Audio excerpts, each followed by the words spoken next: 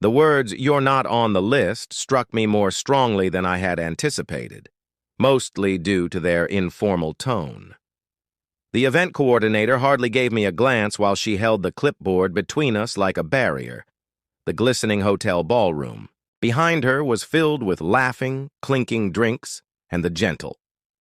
I squinted when I heard the sound of jazz coming from the live quartet close to the stage.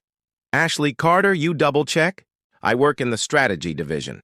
Her mouth, the smile was twitchy, practiced, almost contrite. "I apologize. This is for select leadership and award recipients exclusively." At first, I remained silent and simply stood on the pavement in heels. January air pricked my skin as I sank a little into the snow-softened carpet near the entryway, yet the sting in my chest was now stronger. The group of guests who were entering passed behind me. They were greeted with open arms, laughing and talking, and then the voice I feared arrived. "Wow, you really did show up." I turned to see my coworker Kelsey, and wearing a floor-length navy outfit, the intern who somehow got promoted after passing off my year-long project as her own. Her date smirked and glanced at me as she wore her gown in confidence like perfume, as if I were a caterer out of place. "Who invites a nobody?" She chuckled. I could have left at that moment, as most people would have, but I stood there as it brushed by me and vanished into the light and warmth, there for a little while longer, allowing the truth to descend upon me like ice on a window pane. 6 years. 6 years of late-fixing systems I didn't break, hitting deadlines no one else could, and working through the night, constructing models that they couldn't comprehend. And I continued to stand outside while I felt my coat vibrate, as the folks who had stomped on my art were congratulated inside. Pocket. It was my phone. One word illuminated the screen. "Are you ready?" It was the message I had been anticipating. Without hesitation, I clicked submit and turned to go. I want you to take a moment before I explain what that message accomplished, before the calls, the confusion, and the consequences. Just a quick question. Have you ever stood outside something you helped construct and watched in coldness as others drank?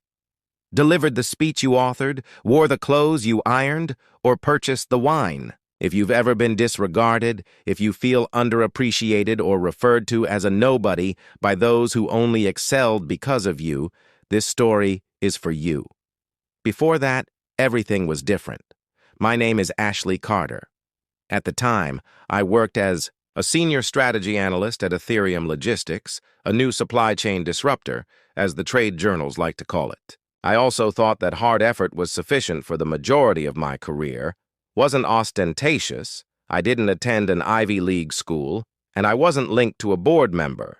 Constructed a simulation and delivered repeatedly, without flirting, with execs during Friday happy hours model that prevented a forecasting error that would have cost the corporation $2.6 million in Q3, created the real-time optimization technique that, ironically, was being used to sabotage a 7-figure client contract.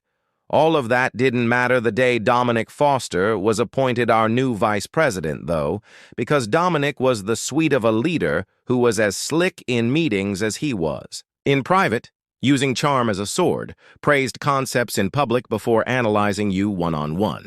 In some way, Kelsey, the intern, who was constantly close by, began attending meetings without being invited and repeating things I'd doodleized in private Slack communications, quoting figures that I alone had examined.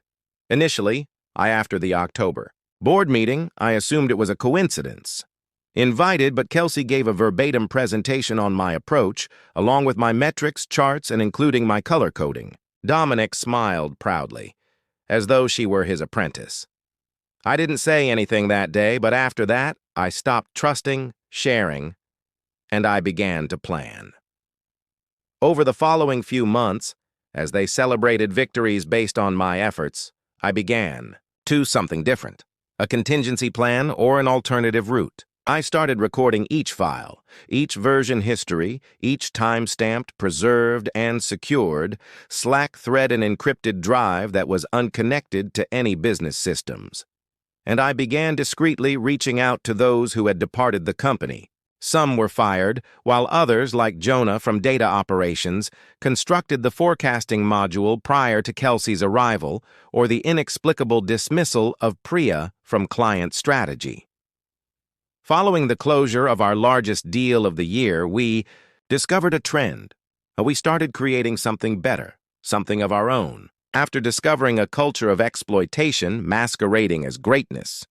I felt peaceful as I left the gala that evening, the snow crunching underfoot, having sent the message to the legal team, the media contact, my manager, HR, and most significantly, to our top 5 customers, all of whom had been increasingly irritated with our new instruction. Enclosed evidence of theft, abuse, and deception, together with a very basic suggestion.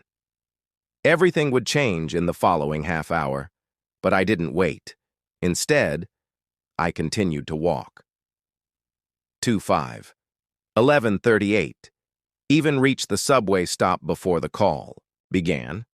I recognized too many of the names on the screen.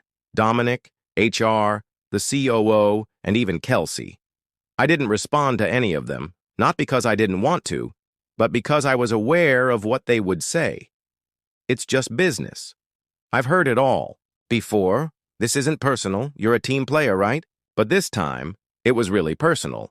Because they had stolen not only my writing, but also my credibility and voice, and they underestimated me, which was their last error when they locked me out of the gala. When I returned to I didn't party that night. Instead, I put on sweats, pulled my hair back, and opened my laptop in my apartment. It was time to verify my suspicions. The documents had been downloaded, opened, sent. I entered into our system and saw that screenshots had been captured. The metadata revealed everything, saw the green light flash, and connected to a protected workstation that was ours and not theirs. We were live, Jonah, Priya, and Elise. I typed status, and Priya was the first to reply. At 8:11 p.m., PR CFO sent the client memo, and at 8:17 p.m., legal read the report. Jonah added his voice once Dominic accessed the contract audit log. JN, one of the Westine Freight, one of your clients, saw your offer and requested a meeting for tomorrow morning. It appears that they are prepared to speak. My pulse was racing as I gazed at the screen, not out of fear, but because I understood every motion.